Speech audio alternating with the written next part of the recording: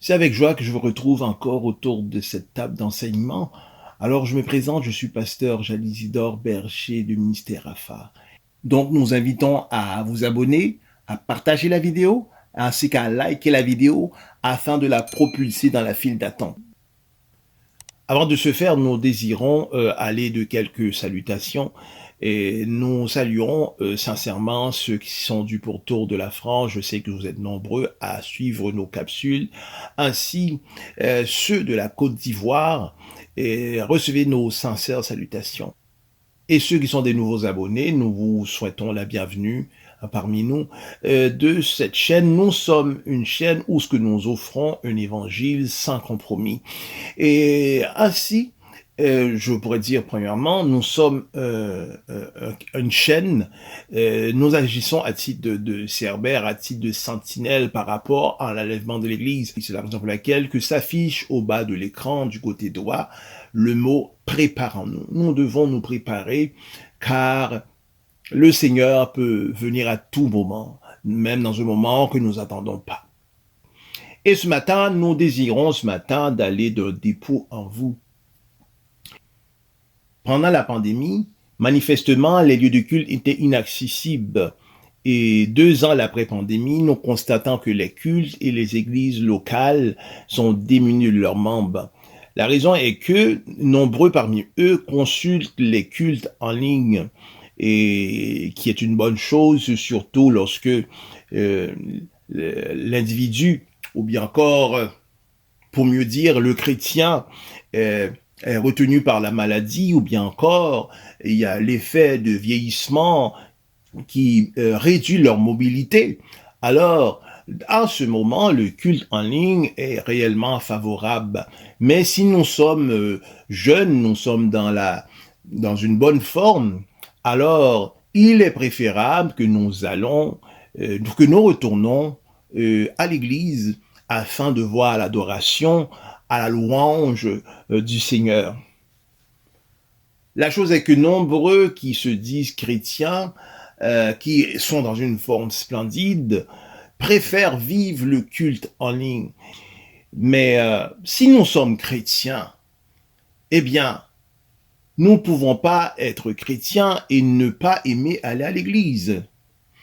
Si c'est ainsi, c'est que nous ne sommes pas vraiment à Dieu. Et nous ne sommes pas non plus franchement ou vraiment convertis au Christ. Parce que si nous sommes vraiment convertis au Christ, alors nous aimerons les choses de Dieu. Nous ne pouvons pas se prétendre chrétiens et ne pas aimer les choses de Dieu. Je ne connais pas d'alcoolique qui n'aime pas aller au bar, ou bien encore qui s'y rend en pleurant. C'est ainsi, si nous sommes chrétiens, nous devons ainsi rêver d'aller à l'église. Je reprends les paroles de David le psalmiste au travers du psaume 22, 1. Il a dit, je suis dans la joie quand on me dit, allons à la maison de l'Éternel. Et psaume 27, 4, il est dit, je voudrais habiter toute ma vie dans la maison de l'Éternel. Les chrétiens qui disent qu'ils n'aiment pas à l'église sont simplement des chrétiens tièdes. Ou bien encore, foi. Au travers d'Apocalypse 3,16, il est dit, ainsi parce que tu es tiède et que tu n'es ni bouillant ni froid, je te vomirai de ma bouche. Alors un chrétien doit être bouillant pour le Seigneur. Un individu ne peut pas se prétendre chrétien et qu'il n'aime pas aller à l'église. Et souvent, nous évoquons de multiples raisons afin de ne pas nous y rendre, telles que la fatigue. Mais la fatigue n'est pas une raison pour ne pas nous rendre au culte. Et souvent, cette même fatigue, nous la repoussons pour des choses de peu d'importance. On peut non plus repousser l'adoration de Dieu pour une tâche. Si on repousse l'adoration de Dieu, alors c'est repousser Dieu pour une tâche. Alors notre sujet ce matin, c'est pourquoi aller à l'église? Eh bien, il y a 4 motifs dans lesquels nous ferons ressortir qui expriment la raison pour laquelle que nous devons aller à l'église. La première raison est que il y a la puissance de l'unité C'est ainsi que le Seigneur dira au travers de Genèse 1:6, l'Éternel dit, voici, ce n'est qu'un seul et même peuple. Ils ont un même langage, ils commencent à travailler. Et maintenant, rien ne les empêchera d'exécuter ce qu'ils ont projeté. Et voyez-vous, nous tirons cet exemple, une église locale dans son enceinte qui constitue 20 membres.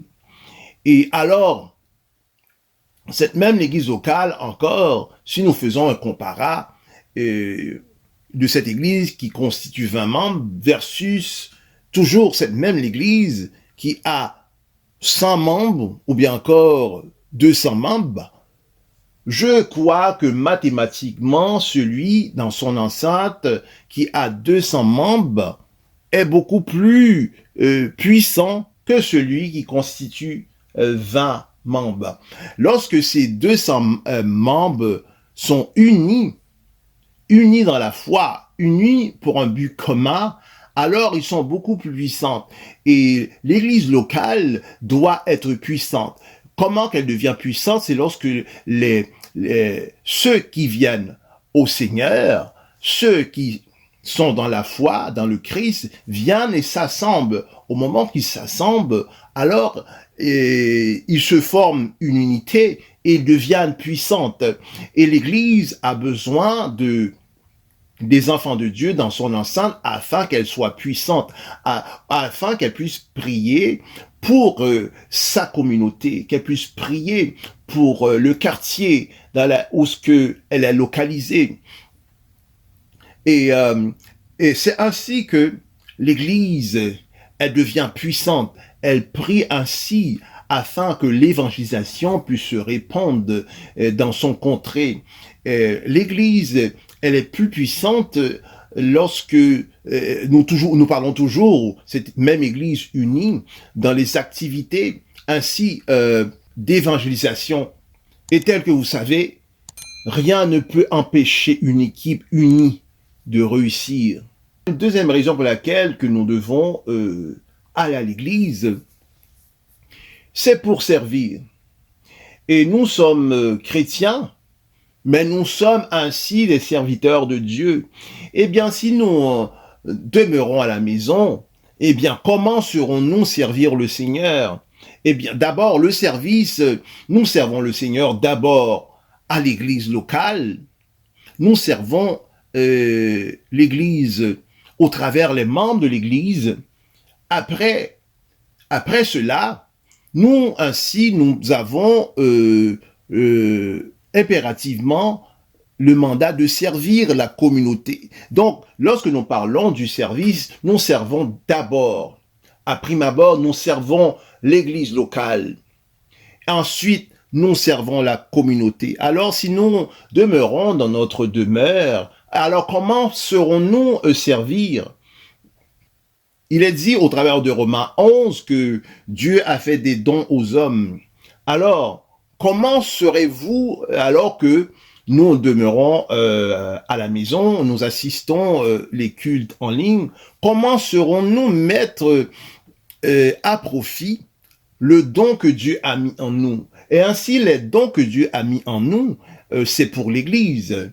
Je vous dis ce matin que nous tous qui sommes enfants de Dieu, au moment que nous avons reçu le Christ, l'Esprit de Christ est venu habiter dans notre esprit. Le Saint-Esprit, c'est lui qui distribue les dons. Alors, nous savons que nous servons un Dieu généreux. Et lorsque le Saint-Esprit vient habiter dans notre esprit, alors il vient avec les dons. Il vient avec les dons de toutes sortes. Et il communique ces dons à ses enfants. Il y en a de ces enfants qui ont 3, il y en a d'autres qui ont 4, il y en a d'autres qui ont 2, 1. Donc, chacun des enfants du Seigneur, lorsqu'ils viennent à Christ, ils reçoivent un don. La façon que nous arrivons à connaître le don reçu, eh bien, c'est à l'Église, lorsque nous manifestons ces dons au travers le service. Et les dons que nous avons, elles se développent au moment que nous servons à l'Église.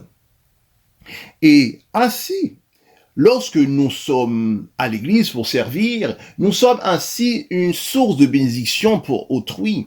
Et Dieu ainsi peut accomplir des choses incroyables au travers de vous pour l'église locale. Et lorsque nous parlons de l'église locale, nous parlons pas des quatre murs, nous parlons des membres. Et ainsi, alors que vous présentez à l'église, vous êtes un modèle de foi pour ceux qui viennent tout juste au Seigneur. Et ainsi, vous êtes ainsi un modèle de persévérance. Également, un modèle de service. Et troisièmement, pourquoi devons-nous aller à l'église? C'est à cause de la Sainte Communion, ce que nous appelons la Sainte Seine. Selon 1 Corinthiens 11, 23, il est dit, car j'ai reçu du Seigneur ce que je vous ai enseigné, ce que le Seigneur Jésus, dans la nuit où il fut livré, prit du pain, et après avoir rendu grâce, il le rompit en disant, ceci est mon corps qui est répandu pour vous, faites ceci en mémoire de moi. De même, après avoir soupé, il prit la coupe et dit, cette coupe est la nouvelle alliance en mon sang. Faites ceci en mémoire de moi toutes les fois que vous en boirez. Alors, si nous demeurons dans notre demeure, que nous vivons les cultes en ligne, alors comment nous serons pratiquer ce commandement du Seigneur qui nous dit faites ceci en mémoire de moi, c'est-à-dire c'est la fraction du pain et au moment de la Sainte Seine. Au travers de Acte 20, 7, sur l'excellente plume de l'apôtre Paul, il est dit le premier jour de la semaine, nous étions unis pour rompre le pain. Alors, comment nous pouvons-nous participer à la Sainte Seine alors que nous vivons les cultes en ligne? Et comment pouvons-nous faire l'observance de ce commandement du Seigneur? Il est dit, cette coupe est la nouvelle alliance en mon sang, faites ceci en mémoire de moi. C'est un commandement du Seigneur de participer à la Sainte Seine. Alors, si nous demeurons dans notre demeure, alors comment serons-nous exécuter ce commandement du Seigneur?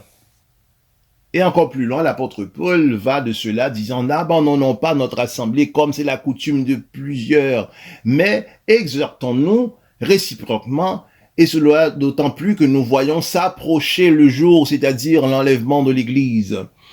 La quatrième raison pour laquelle que nous devons à l'Église, c'est que c'est le Seigneur lui-même qui l'ordonne. Selon les faits de l'Éternel, le peuple devait se recueillir à chaque moment de fête. Nous savons que les fêtes de l'Éternel sont au nombre de 7, dont la première, c'est le Rachim Odashim. Le deuxième, c'est le Pesha. La troisième fête, c'est le Hag Shavuot. La quatrième fête, c'est le Yom Teruah. Et la cinquième fête, c'est le Akipurim, ou bien que le Yom Kippour. La cinquième fête, c'est le Hang HaSorokot. La sixième fête, c'est la Yom HaZazeret. Et la septième fête, qui est la dernière, n'est nulle autre que le sabbat. Donc le sabbat, c'était ainsi un culte qui était inclusif dans les fêtes de l'Éternel. Et ici, nous présentons une liste des commandements du Seigneur que le peuple devait se recueillir, devait former une sainte convocation d'après les fêtes de l'Éternel. Il est dit, l'Éternel parla au peuple au travers de Moïse, disant, le 10e jour de ce 7e mois, vous aurez une sainte convocation et vous humilierez vos âmes, vous ne ferez aucun ouvrage. Nombre 29, 7. Il est dit ensuite, le premier jour, vous aurez une sainte convocation. Le 7e jour, vous aurez une sainte convocation. On ne fera aucun travail ces jours-là. Vous pourrez seulement préparer la nourriture de chaque personne, selon Exode 12, 16. Ensuite, il est dit, le premier jour, vous aurez une sainte convocation. Vous ne ferez aucun œuvre servile, selon Lévitique 23, 7. Ensuite, il est dit, assemblez le peuple. Formez une sainte réunion, assemblez les vieillards, assemblez les enfants, même les nourrissons à la mamelle, que l'époux sort de sa demeure et l'époux de sa chambre. Joël 2, 16. Ensuite, il est dit, on travaillera 6 jours, Mais le 7e jour est le sabbat, le jour du repos. Il y aura une sainte convocation.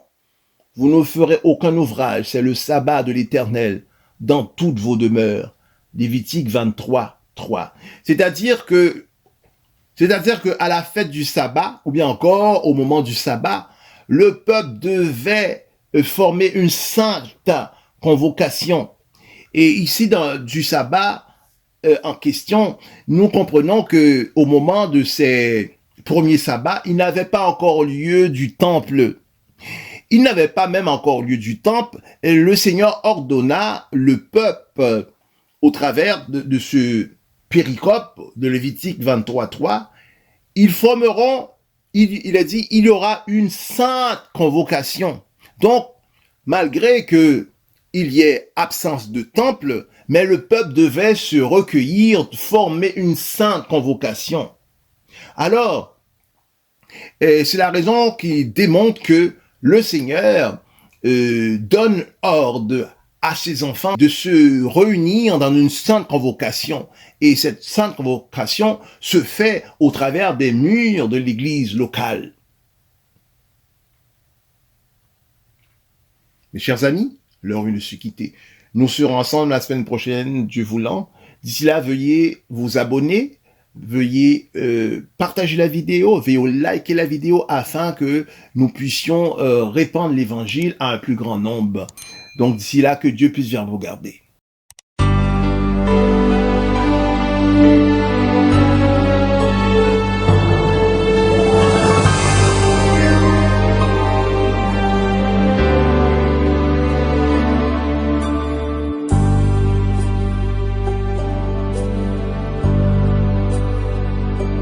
Je sais qu'un jour mes yeux verront Jésus.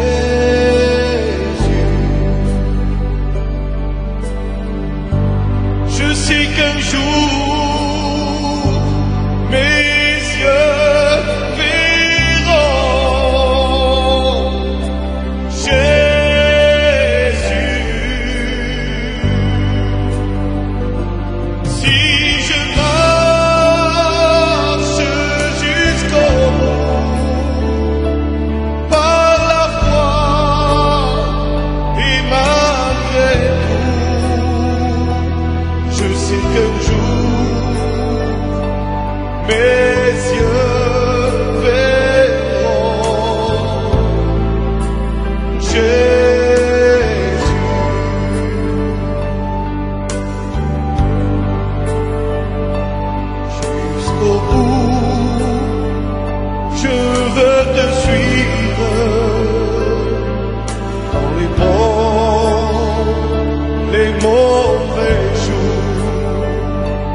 Avec Dieu, mourir c'est vivre.